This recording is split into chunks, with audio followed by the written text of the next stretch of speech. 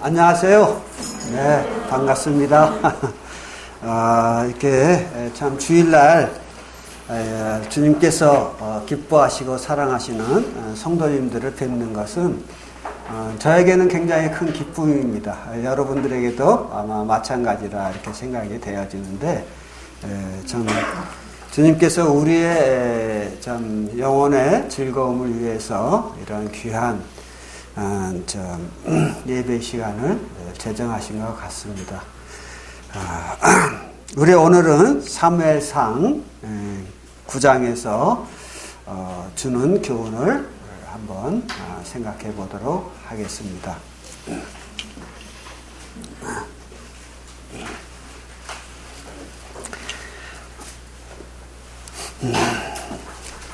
사무엘상 9장 펼치셨으면 3절을 보도록 하겠습니다. 9장 3절. 사울의 아버지 기스가 암나기를 잃고 그의 아들 사울에게 이르되 너는 일어나 한 사환을 데리고 가서 암나기를 찾으라 하매 그가 에브라임 산지와 살리사 땅으로 두루 다녀보았으나 찾지 못하고 사알림 땅으로 두루 다녀보았으나 그곳에도 없었고 베냐민 사람의 땅으로 두루 다녀보았으나 찾지 못하니라. 여기에 보면 사울이라고 하는 사람이 나옵니다.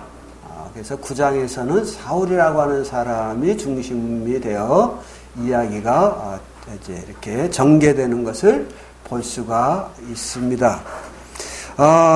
왜 사울의 아버지는 어느 날 자기 집에 있었던 나귀들이 그것도 새끼를 낳고 번성하게 해서 그 집안을 부욕해 할 수 있는 암나귀들이 나가버린 거예요.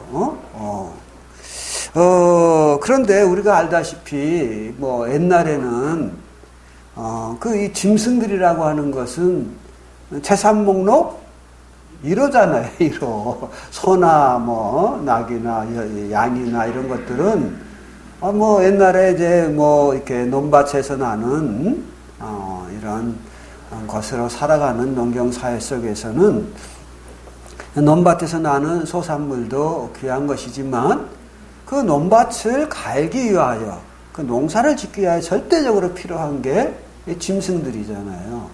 그리고 또 그 짐승들은 어떻습니까?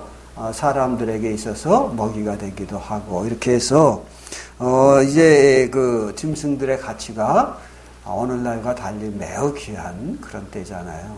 사실 오늘날도 그래요. 경주마 같은 거는 엄청 비싸다고 그러더라고요. 몇십억씩 한다고 이렇게 이야기를 들었습니다. 어쨌든 말씀드리고자 하는 것은 사울의 아버지가 어느 날 보니까 암나귀들이 전부 나가버린 거예요. 한 마리가 나간 게 아니고 여기 보면 뭐라 그랬어요? 암나귀들을 잃고 이렇게 나오잖아요. 그러니까 많은 암나귀들을 가지고 있었던 것 같습니다.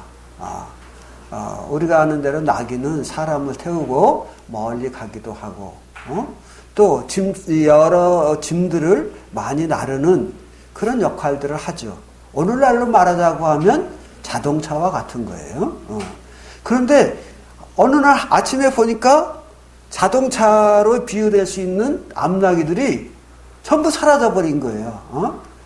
어디 가까이 있나? 아무리 찾아도 없어요.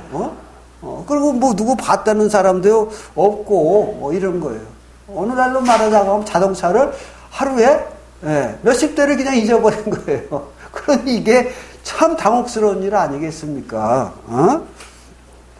여기 1절에 보면 그 베냐민 지파에 기스라 이름하는 유력한 사람이 있으니 이렇게 나와요.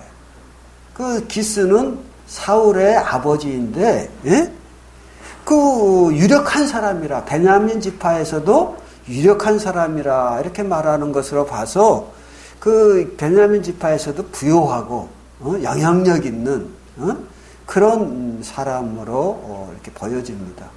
그래서 그런지 몰라도 이제 뭐 양들도 있겠고 소들도 있었겠지만 어느 날 보니까 그 여러 마리의 암나귀들이 몇 마리인지는 모르지만 10여 마리인지 그 이상 되는지 모르지만 이게 때리다가 몰려나가서 없어져 버린 거예요. 그러니까 그 사울의 아버지가 그 암나귀들을 잃어버리고 걱정이 돼서 어떻게 해요? 그 사울에게 명합니다. 내가 사환을 데리고 나가서, 사환은 오늘날로 말하면 이제 그 종이잖아요. 머슴. 네. 머슴을 데리고 나가서 어떻게 하라? 그 암나귀들을 찾아와야 되지 않냐. 한 마리도 아니고 몇십 마리가 나갔는데, 그리고 아무리 찾아도 가까이에는 안 보이니 찾으라 하니까 그가 사환을 데리고 이제 암나귀들을 찾으러 갑니다. 그런데 아무리 찾아도 없는 거예요. 그래서 여기에 보면은 4절에 보면은 4절 중반절에 보면 베냐민 사람 땅으로 두루 다녀보아도 찾지 못했다. 베냐민 지파가 사는 땅을 두루 다녀보아도, 즉 자기 지파들이 사는 마을을 다 촌락들을 다녀보아도 나귀들이 안 보이는 거예요. 그래서 4절 전반부에 보면 에브라임 산지, 에브라임은 다른 지파거든요. 다른 지파까지 나가서 찾아본 거예요. 찾아보고 또 여기 보면 살리사 땅으로 두루 다녀보았으나 찾지 못하고 사할림을 따라 두루 다녀보았으나 찾지 못했다. 그래서 다른 지파의 지경까지 다 다니면서 찾아보아도 찾지 못한 거예요.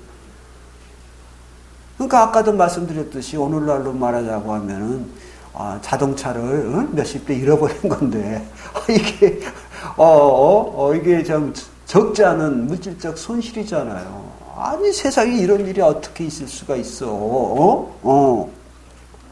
이러고 이제 당황하고 있는데, 참 우리가 살다 보면 이런 사울의 집안에서 일어난 일과 같은 일들이 일어날 수 있다 그 말이에요. 원치 않는 일들, 생각지 않은 일들이 갑자기 우리들에게 불행으로 다가올 수 있다 그 말이죠. 오늘날 코로나로 인해서 경제가 위축이 되고 또 활동 반경이 좁아지다 보니까 사람들이 많이 고통을 겪잖아요. 그렇지 않아요? 네. 그래서 코로나로 인해서 직장을 잃은 사람들이 한두 명이 아니에요. 뉴스를 보면 직장에서 일자리 코로나로 인해서 직장을 잃고 실업수당을 신청하는 사람들이 다른 때와 달리 많이 늘었다는 거예요. 그 사람들이 무슨 잘못해서 직장을 잃었다 그러면 할 말이 없겠지만 열심히 일했는데 그냥 생각지 않은 이 코로나로 인해서 직장을 잃게 되고 또 그 직장을 잃으면 거기서 끝나나요? 수입이 줄어들고 또 그것으로 인해서 어제 또 코로나로 인해서 또 많은데 돌아다니지도 못하고 사람도 만나지 못하고 사람을 좀 만나서 직장 좀 알아볼까 하면 어떻게 해요? 사람들이 코로나 때문에 하면서 전화로 이야기하지 하고 어려운 사정 이야기 하려면 직접 뵙고 이야기를 해야 될 거 아니겠습니까? 근데 만나주지도 않아. 이러니 참 난감한 거 아니에요. 또 집에 거하는 사람들 중에도 어디 밖에 나다니지 못하니까 마음에 우울감이 자꾸 이렇게 정체되어지고, 그래서 우울감이 없던 사람마저도 우울감이 오고 우울감이 좀 있던 사람은 그 우울증이 깊어지게 되고, 이래서 극단적인 선택을 하는 이런 사람들도 일어나는 이런 세대에 우리가 살고 있습니다. 그런데 우리가 본문의 말씀을 가만히 보면 5절, 6절 쭉 읽어보면 이런 나와요. 그들이 이제 나귀를 찾기 위하여 술당에 이를 때 사울이 사환에게 말을 합니다. 우리가 집으로 돌아가야 되겠다. 왜냐하면 우리가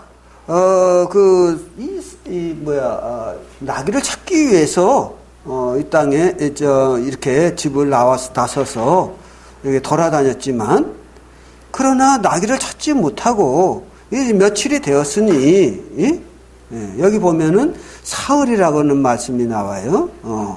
사흘이 되었으니 우리가 부모께서 우리 아버지께서 나귀도 걱정이 되지만 아니 나귀를 찾으러 간 사람이 이제 소식도 없으니 이 친구들이 어디 가서 무슨 나귀를 찾다가 불행한 일이 또 닥치는 거 아니야? 불행한 일이 올 때는 또 이상하게 연거푸 오는 경향이 있잖아요. 그래서 이제 우리 부모님이 참 아버님께서 걱정하실지 모르니까 나귀는 고사하고 우리에 대한 걱정이 더욱 커질지 모르니 돌아가자 이렇게 말합니다. 그래서 여기 보면 5절 후반부에 보면 우리를 위하여 걱정하실까 두려워하노라. 노년에 계신 아버님이 아들까지도 잃어버린 거 아니냐 이렇게 걱정을 하실지 모르니 돌아가자 이렇게 말을 합니다.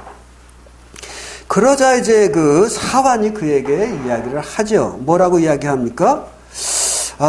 이 성읍에는 우리가 이런 이 술당이라고 하는 이 성읍에는 그 하나님의 사람이 있는데 그는 존경받는 사람이다.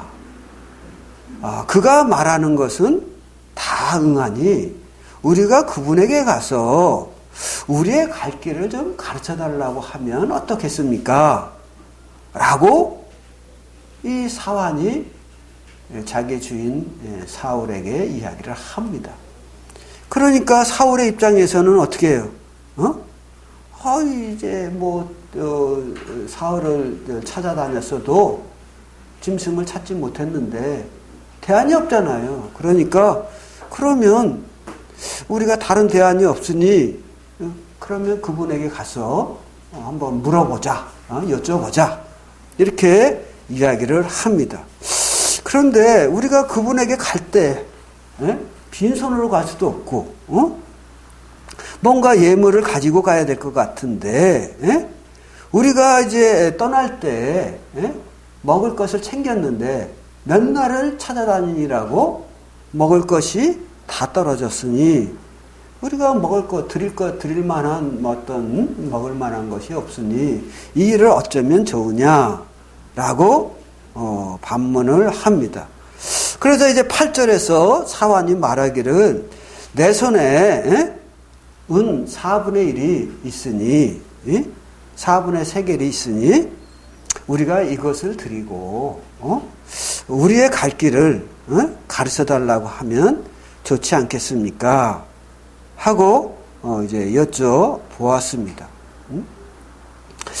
사실 이제 대부분 이렇게 어떤 여행 계획을 할 때에는 사람들이 어떻게 합니까? 조금 넉넉하게 하잖아요.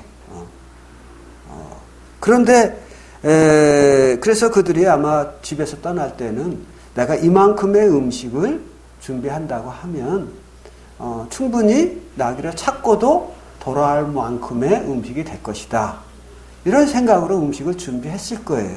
근데 그 음식이 다 떨어질 때까지도 나귀를 찾지 못했으니 그 찾지 못한 마음이 얼마나 참 염려와 또는 낙심되는 그런 마음으로 가득 차겠습니까?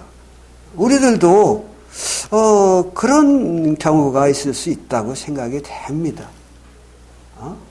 어떤 일이 이렇게 우리에게 어려운 일이 갑자기 생겨서 다가오더니 그 일이 계속 나를 몰아가서 나를 힘들게 하는 거예요. 그래서 내가 예비했던 모든 것이 다 떨어져서 이제는 더 이상 어떻게 할 수 없는 나귀를 더 찾고 싶어도 먹고 싶은 먹을 수 있는 먹고 지낼 수 있는 나귀를 찾기 위하여서는 계속 음식을 먹고 이렇게 찾아다녀야 되는데 그 음식마저 다 떨어져서 더 이상 어쩔 수 없는 절박한 코너로 사울 일행이 내몰렸듯이 우리의 삶도 살다 보면 그런 경우가 있다는 거죠.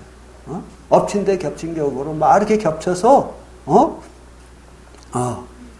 참 우리가 어려운 코너로 내몰릴 때, 그때 다행히 사환이 그에게 좋은 아이디어를 제공하는 거죠.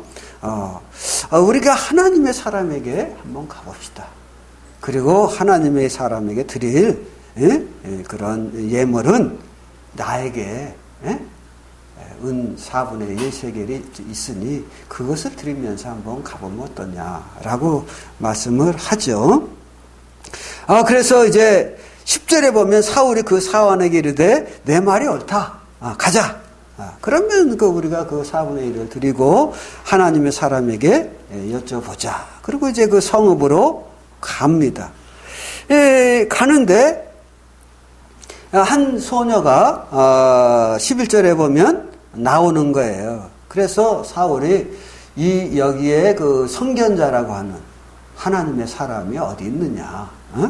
옛날에는 이제 그 선지자를 선견자라고도 불렀던 것으로 성경은 말하고 있습니다.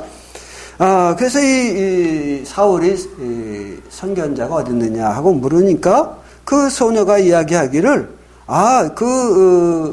선지자가 방금 전에 당신보다 앞서 그 산당에 오늘 제사가 있어서 그곳에 갔으니 거기를 가보십시오. 그러면 그분을 만날 것입니다. 라고 이제 이야기하는 거예요. 그래서 이제 사울이 소녀의 말을 듣고 이제 갑니다. 산당 쪽으로 갑니다.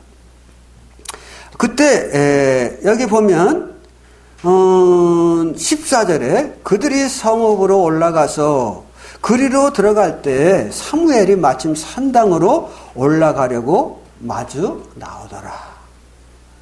하나님의 사람을 이렇게 만나게 되죠.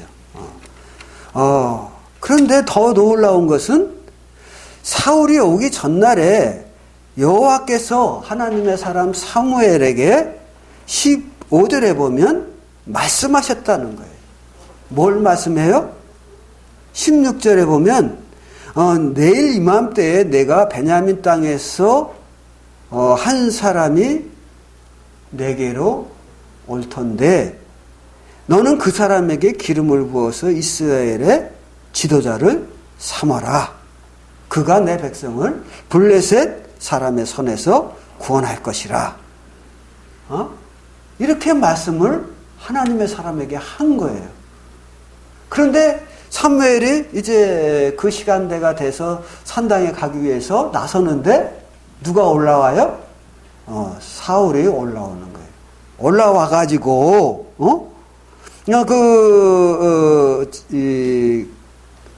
그에게 자기의 문제를 내놓는 거죠. 뭘 내놓나요?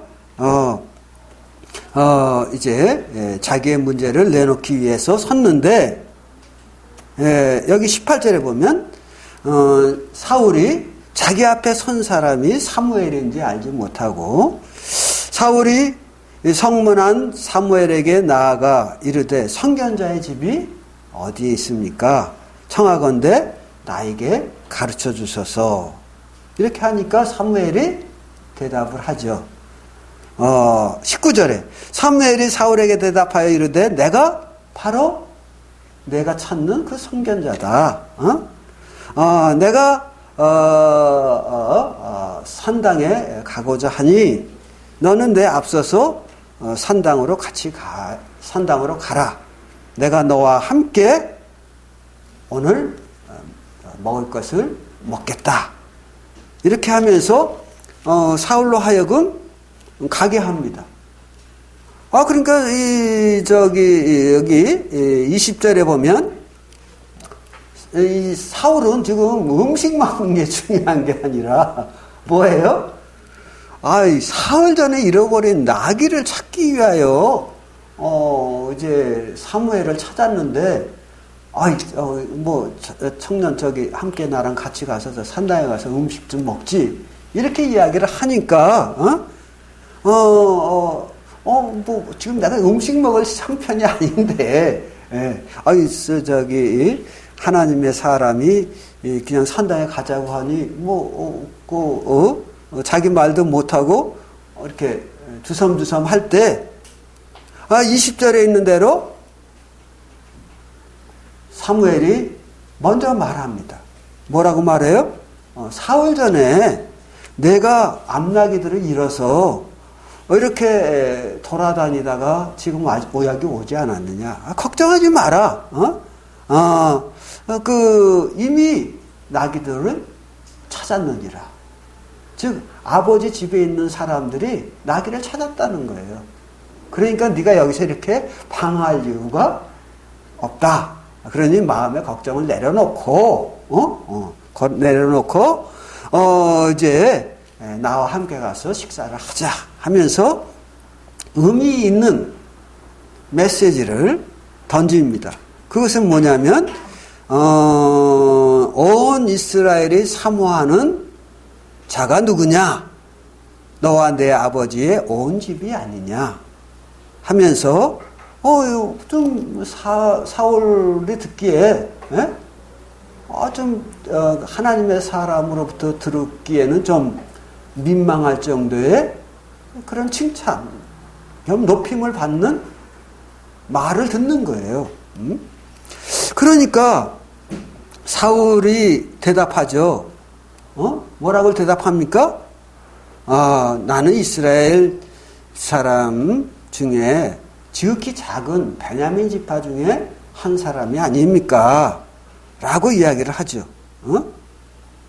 그러나 어쨌든 사무엘은 이 앞에서도 봤습니다마는 그 하나님께서 이 베냐민 지파에서 온 이 사울에게 기름을 부어서 너는 왕을 삼으라 이렇게 말씀하셨잖아요.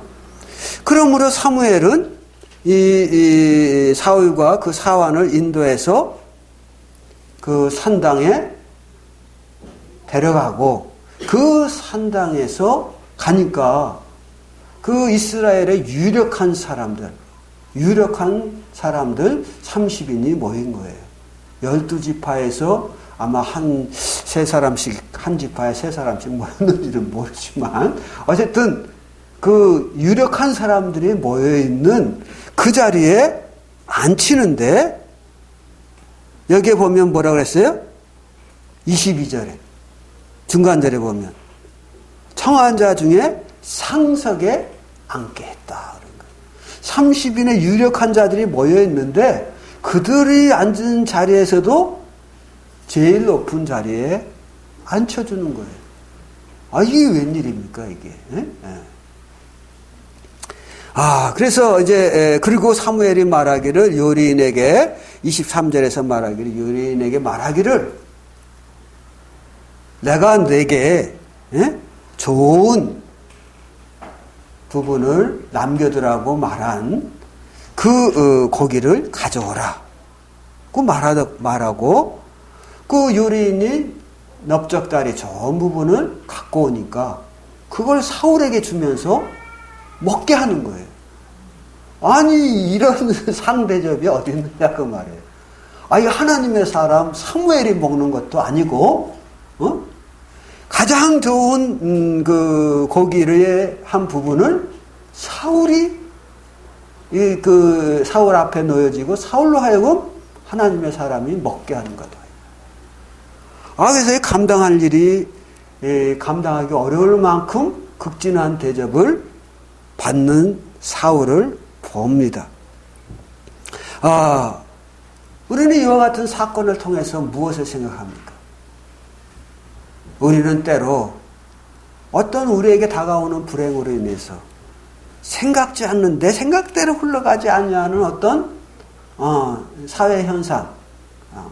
아까도 서두에도 말씀드렸지만 내가 열심히 일을 안 한 것도 아니고 열심히 일했는데 그냥 갑자기 코로나로 인해서 뭐 직장을 잃는다든지 직장을 잃지는 않았어도 일이 떨어져가지고 수입을 확 준다든지. 제가 이제 그 노인 복지관에 다니는데 그 노인 복지관에 이제 그 강사들이 있어요. 그런데 강사 접수를 해놓으면 어때요? 한 시간, 이번 주 시간 하고, 다음 주 시간 해야 되는데, 코로나로 인해서 2단계 이러면은, 너희들 모이지 마세요. 이러는 거예요. 그러면 우리야 그냥 안 모이면 되지만, 강사는 어떻게 하냐고. 강의를 해야 이 수당을 받는데, 강의를 안 하니까. 그러니까 강사들이 아주 죽을 맛인 거라. 물론 학원도 가고, 뭐도 가고, 이렇게 하지만은, 어쨌든 수입의 원천이 한 곳이 없어져 버렸잖아요. 그로 인한 어려움들이 있잖아요. 뭐 능력이 없어서 잘렸다고 하면 이해는 되지만 이런 식으로 우리가 어려움을 겪는데 우리는 여기서 받는 교훈은 뭐냐면 우리에게 있는 어려움을 어떻게 한다? 하나님은 다 살펴보신다고 하는 거예요. 우리를 돌아보사 우리가 어떠한 처지에 있는지 사실은 그들에게 임한 그 나귀의 뭐랄까요? 가출이라고 해야 되나? 나귀들이 가출한 것은 하나님의 섭리 속에서 일어난 일이었어요. 왜? 하나님의 사람이 사무엘이 베냐민 지파에 있는 사울의 집에 찾아가기는 좀 그러했는지 하나님께서는 나귀를 가출하게 만들어가지고 베냐민 지파의 사울이 어떻게 해요? 나귀를 찾기 위해서 헤매다가 어디까지 왔어요? 하나님의 사람 앞에까지 온 거예요. 그때 하나님께서 말씀하신 거죠. 그러니까 어떻게 보면 나귀의 가출은 무엇이다? 하나님의 섭리 속에서 일어난 일이다 하는 거예요. 그러니까 우리가 알아야 될 것은 이런 코로나로 인해서 우리들이 그냥 마음 상해하고 힘들어하고 열심히 살고 힘들어도 내가 낭만치 않았는데 이 코로나까지 와가지고 내가 정말 이렇게 힘들구나 이러고 우리가 낙담할 필요가 없다는 것이죠. 왜냐하면 그런 어려움 속에서 우리에게 하나님께서 우리를 여전히 우리를 외면하는 게 아니라 살피신다는 거예요. 우리 16절에 보면 그런 말씀이 있어요. 여기 보면 16절 후반부에 보면 내 백성의 부르짖음이 내게 상달되었으므로 내가 그들을 돌보았느니라 이렇게 나오죠. 하나님께서는 자기 백성의 기도를 외면하시는 게 아니에요. 듣고 계셔요. 다만 하나님의 시간이 아직 안 되었기 때문에 이 백성들의 입장에서는 답답하고 힘들고 정말 하나님이 나와 함께 하는가 전에 하나님이 나와 함께 하신 것은 분명하지만 지금 나와 함께 하시는가 이런 생각이 들 때가 있습니다. 그렇다고 해서 우리가 그 광야에 살던 이스라엘 백성들처럼 하나님을 시험해서는 안 되는 거예요. 정말 하나님은 우리와 지금도 함께 하시는가 하면서 의심을 가지고 하나님을 시험해서는 안 되는 거죠. 그래서 사울이 당한 어려움은 무엇이다?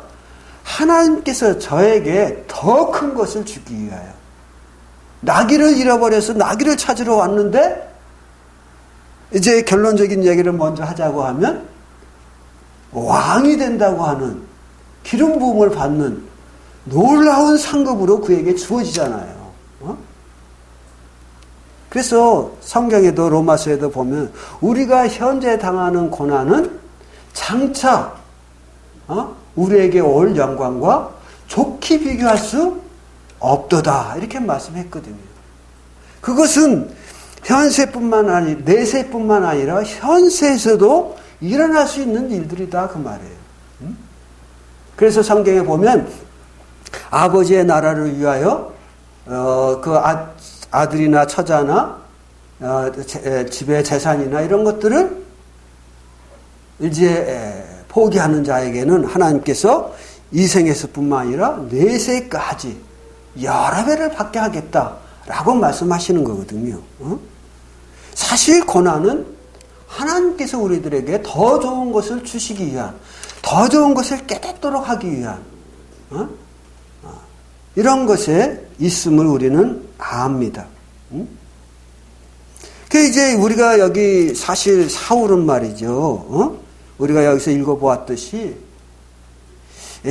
아버지에 대하여 염려하니까 우리가 집을 나선 지 사흘길이 되었는데 그 아버지가 나귀를 잃어버린 것보다 우리로 인하여 걱정할까 두렵다. 돌아가자. 이렇게 말하는 것으로 봐서 그는 효심 있는 사람이었어요. 그런가 하면 또 7절에서도 말하듯이 하나님의 사람에게 가려고 하면 그냥 가서 막 물어보는 건 좀 실리 아니냐. 뭔가 예물을 가지고 가야 되지 않느냐. 이렇게 말하는 걸로 봐서는 저는 예의를 또 갖춘 사람이기도 해요. 뿐만 아니라 사무엘이 저에게 내가 온 이스라엘이 사모하는 자가 누구냐. 바로 너와 내 집이 아니냐. 이렇게 말을 할 때 뭐 그런 말씀을 하십니까? 나는 베냐민 지파 중에 지극히 작은 그 집안이고 또 그 집안의 아들에 불과합니다.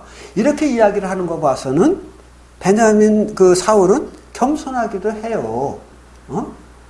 다시 말하면 그는 효심도 있고 예의도 갖추고 겸손도 갖춘, 사회적으로 보면 존중받을 만한 그런 사람이었어요. 그러나 그에게 한 가지 부족한 것이 있었으니 그게 무엇이다? 자기 사환도 알고 있는 사무엘에 대해서 모르고 있었어요.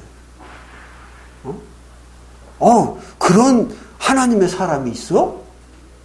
그런 사람이 여기에 또 산대? 사환도 아는데 사무엘이 사울이 몰랐어요. 그러니까 그는 사회적으로 보면 훌륭한 사람이었지만 영적으로 보면 그는 무능한, 무지한 사람이었다는 것이죠.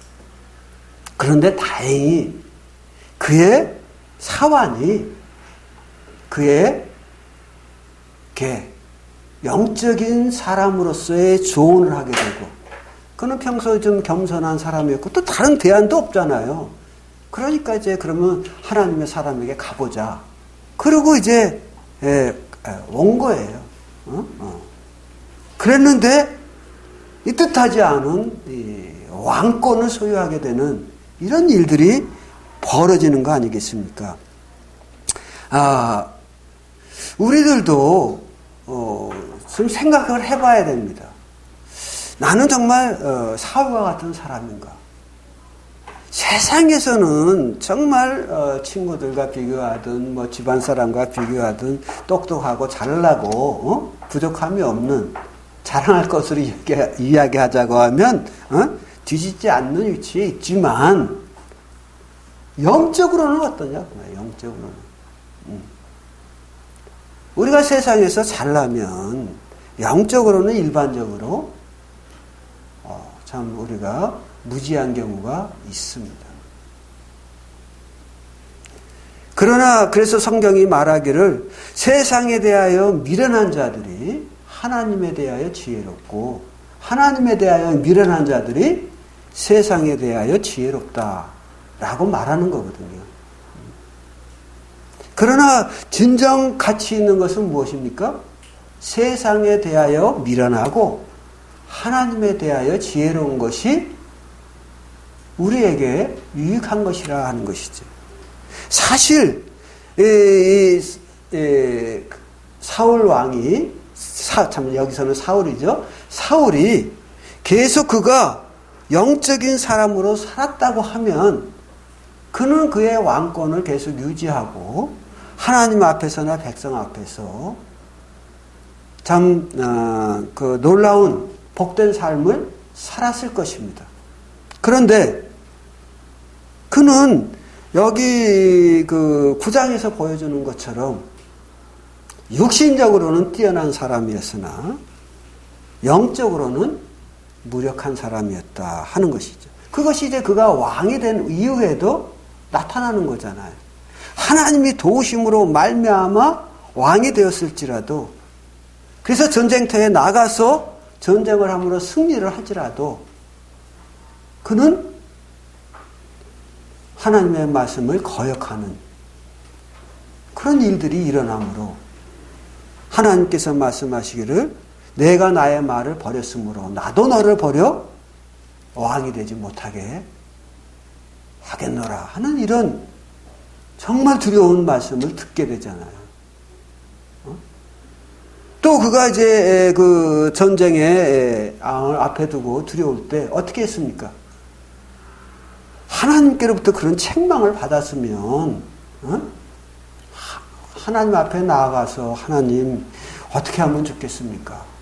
예전에 자기가 나귀를 잃어버리고 사흘을 밤낮 찾아도 못 찾았던 그 어려운 때에 하나님의 사람에게 찾아갔더니 나귀를 찾게 되는 이런 일이 있지 않았는가? 그러니까 전쟁이 이제 있을 때 그가 가져야 할 태도는 어떤 거예요? 아, 그래. 하나님께 가서 물어야지. 하고 하나님께 나와 여쭙는 게 아니라 어떻게 했습니까? 귀신을 접하는, 신접한 자를 찾아가서 자기의 문제를 이야기하는 이런 경우가 나타나는 거거든요. 그러니까 귀신이 들려가지고, 하나님의 사람 다윗을 고통스럽게 하는 거예요. 그리고 그는 하나님을 의지하지 않았기 때문에 블레셋이 골리앗을 앞세워 나왔을 때 그의 허우대는 장신이었어요. 여기에도 나옵니다만은 이 9장에서도 나옵니다만은 그 사람은 어떤 사람이었다? 2절에 보면은 그 이스라엘 자손 중에 그보다 더 준수한 자가 없고 키는 모든 사람보다 어깨 위만큼 더 컸더라 그랬어요. 그러니까 모든 이스라엘 백성들이 이 사울 앞에 서면 이게 어깨밖에 도달하지 않는다는 거. 그러니까 보통 다른 사람보다 이 머리만큼이 더 있다는 거죠. 한 20, 30cm가 더 있다는 얘기예요. 그리고 준수하다는 거 보면 잘났어. 그러니까 이스라엘이 볼 때 그래 맞아 이런 사람이 우리에게 왕이 돼야 돼 라고 한눈에 반할 만큼 그런 외모를 가진 자였어요. 그러나 블레셋 군대 앞에서 어떻게 했어요? 그는 구원자로 섰나요? 서지 못했어요. 무력한 자로 성 안에 왕궁 안에 앉아서 저 블레셋을 물리치는 자에게는 골리앗을 물리치는 자에게는 나의 딸 사울을 미가를 주겠노라. 내가 사위를 삼겠노라. 이렇게 말을 하면서 무능한 모습을 보이고 있습니다. 그 이유가 뭐죠? 영적인 사람이 못됐기 때문에 그랬어요. 그러나 거의 전장에서 승리를 이끈 다윗은 영적인 사람이라 나이가 어리고 또 그가 가진 무장은 별것 아닐지라도 승리를 이끌어내는 힘이 여호와로 말미암아 그를 통하여 나타나는 것을 우리가 보지 않습니까? 그러므로 여호와께 의뢰하는 고난이 있을 때 어떻게 하라? 사울의 사환처럼 우리 하나님에게 가봅시다. 이런 자세가 필요하다 그 말이에요. 하나님에게 가서 여쭤봅시다. 혹 예물이 필요하면 내가 드리겠습니다. 사실 드리면 누가 드려야 돼? 사울이 드려야 되는데 사환이 드려요. 사실 우리 주님이 이 사환과 같이 우리의 하나님 앞에 우리의 중보자가 되셔서 자기의 핏값을 우리를 위하여 내어주시면서 우리를 하나님 앞으로 인도하지 않습니까? 그러한 놀라운 중보자가 있는데 우리가 왜 하나님 앞에 서기를 그렇게 자꾸 주저하며 사울처럼 육신적으로만 살아가려고 하는지 이 답답한 일이 아닐 수가 없어요. 우리 시편 말씀을 한 말씀 봅시다. 시편 145편. 시편 145편에 보면 본문의 말씀과 이렇게 좀 연결될 수 있는 귀한 말씀이 있습니다. 145편 14절에 보면 여호와께서는 14절 여호와께서는 모든 넘어지는 자들을 붙드시며 비굴한 자들을 일으키시는도다. 모든 사람의 눈이 주를 앙망하오니 주는 때를 따라 그들에게 먹을 것을 주시며 손을 펴사 모든 생물의 소원에 만족하게 하시는도다. 여호와께서는 모든 행위에 의로우시며 그 모든 일에 은혜로우시도다. 여호와께서는 자기에게 간구하는 모든 자, 곧 진실하게 간구하는 모든 자에게 가까이 하시는도다. 그는 자기를 경외하는 자들의 소원을 이루시며 또 그들의 부르짖음을 들으사 구원하시리로다. 그랬잖아요. 네. 여기에 보면은 우리는 코로나 같은 이런 생각지 않은 일, 꼭 코로나가 아니라 우리가 생각지 않은 어떤 일로 인해서 어려움에 처할 수 있잖아요.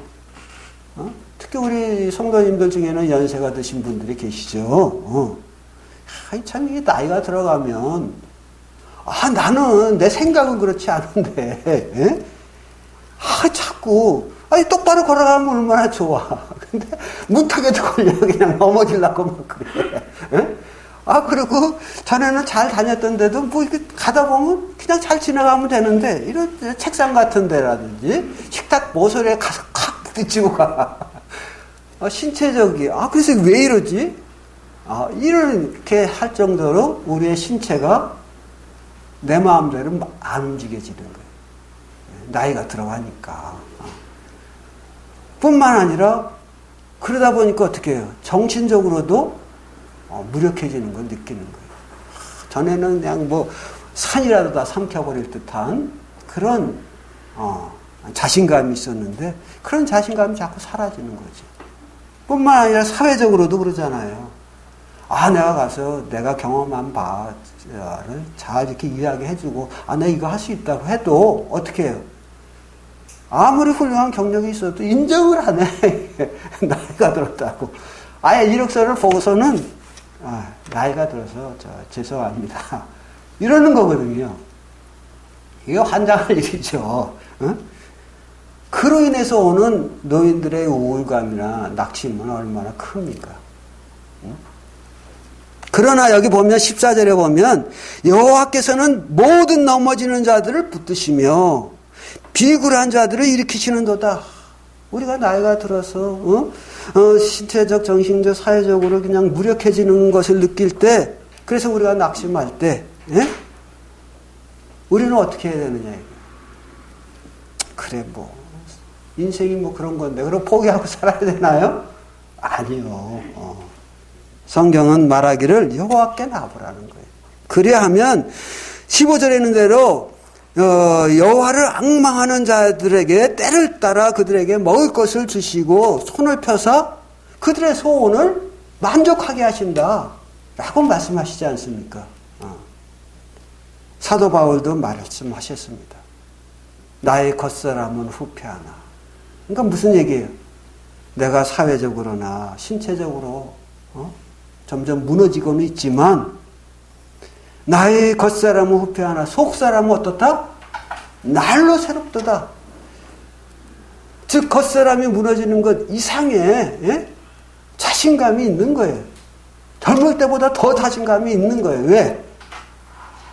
나의 소원을 만족해 하시는 하나님의 능력이, 하나님의 살아계심이 나와 함께하기 때문에.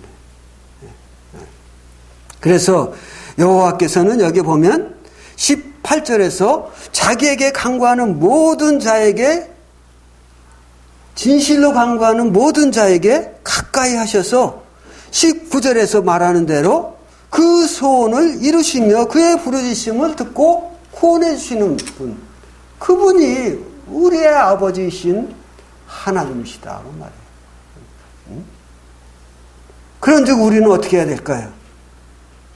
영적으로 자신감을 가지고 나가야 됩니다. 그래서 디모데후서에서 보면 나의 선한 싸움을 싸우고 나의 믿음의 길을 달렸은즉 이제후로는 나를 위하여 하나님께서 예비하신 상급이 있다.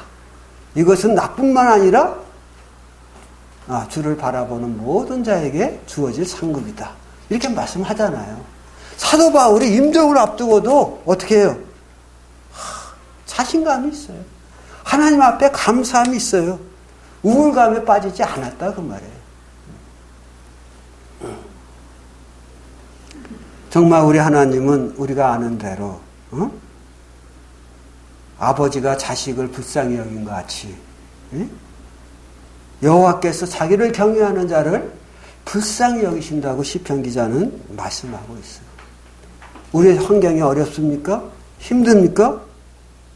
이 모든 것을 합력하여 선을 이루어 가시는 하나님의 섭리를 우리가 알고 위로받으시고 힘을 얻기를 바랍니다. 그때 하나님께서 기뻐하시고 우리 속사람이 여호와로 인하여 찬양하고 하나님을 영화롭게 할 것입니다.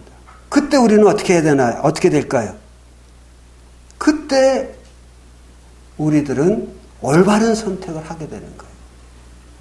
사울처럼 왕이 되고서도 신접한 자를 찾아가는 이런 불합리한 선택이 아니라 하나님이 죽이라고 했는데 살려주는 이러한 선택을 하는 게 아니라 사실 우리는 매일의 삶 속에서 선택을 해야 되잖아요.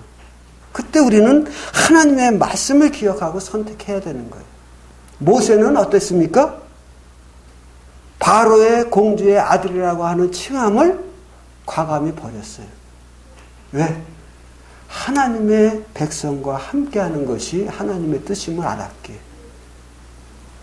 바로의 공주의 아들이라고 하는 신분은 모든 애굽에 있는 백성들이 정말 나도 저런 자리에 한번 앉아봤으면 저런 신분을 가져봤으면 하고 바라는 그런 흠모할 만한 신분 아니냐 그 말이에요. 그런데 그가 하나님의 말씀에 접했을 때 그는 사회적 신분을 버리고 하나님의 말씀을 선택했다는 거예요. 어리석은 선택이었을까요? 만약에 그가 바로의 공주의 아들의 신분을 유지했다고 하면 우리는 그 모세라는 사람을 전혀 모를 거예요. 전 세계에 있는 사람이 모세를 다 모를 거예요. 그저 이집트의 역사를 연구하는, 그것도 왕족들의 역사를 연구하는 몇몇 사학자들의 뇌리 속에만 기억될 수 있는 사람에 불과했을 거예요. 그런데 그가 하나님의 말씀을 쫓았기에 오늘날 모든 사람으로부터 존경받는, 그리고 하나님의 생명책이 기록되어 하늘에 있는 모든 천군 천사들로부터도 존경을 받는, 그래서 변화산상에서 예수님께서 변화되어 말씀하실 때 그 앞에 선 사람이 누구입니까? 모세와 엘리야. 얼마나 놀라운 영광입니까?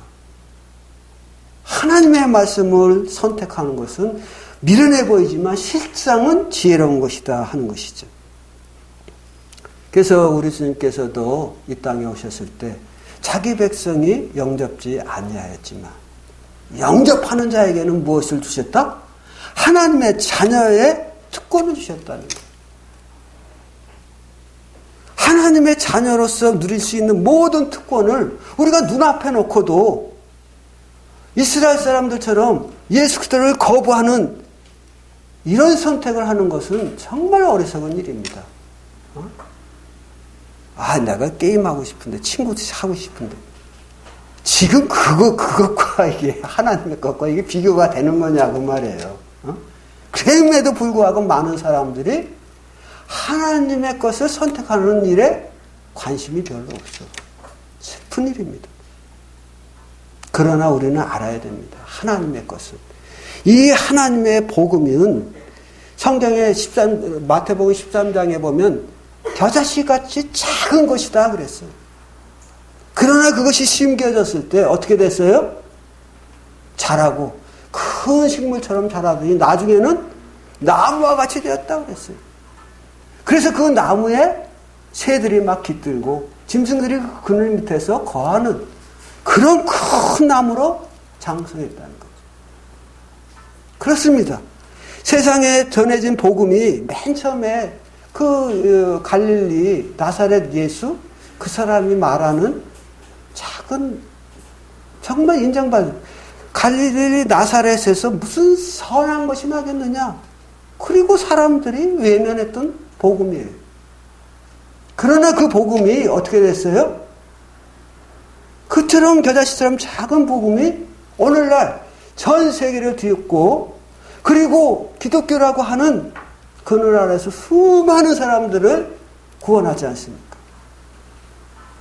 하나님의 것은 지극히 우리 눈에 육신적인 우리 눈에 작아 보일 수 있어요. 그러나 그것은 결코 하나님의 그 어떠한 것도 작은 것이 아니라는 것을 우리는 알아야 합니다. 이런 선택을 우리가 할 수 있는 영적인 사람이 됐으면 좋겠어요. 사울의 사환처럼 그런 영적인 사람. 사울처럼 육신적인 뭐 예의도 갖추고 효자고 또 겸손하기도 하고 사람들에게 인정을 받을 수 있는 인물이지만 잘나고 키도 크고 그러나 그런 사람이 되려고 하지 말고 우리는 어떻게 하죠? 하나님의 사람이 되고자 하자. 우리는 이미 하나님의 사람이잖아요. 그럼 하나님 사람답게 살아야 하잖아요. 의인은 믿음으로 말미암아 사는 거예요. 그래서 믿음으로 말미암아 산다는 말은 무슨 말이죠? 하나님의 말씀을 붙들고 사는 게 그리스도인이다 그 말이죠. 우리가 그 말씀을 버리면 어떻게 돼요? 그때부터 우리는 뒤로 물러가 침륜에 빠지는 자가 되는 거예요.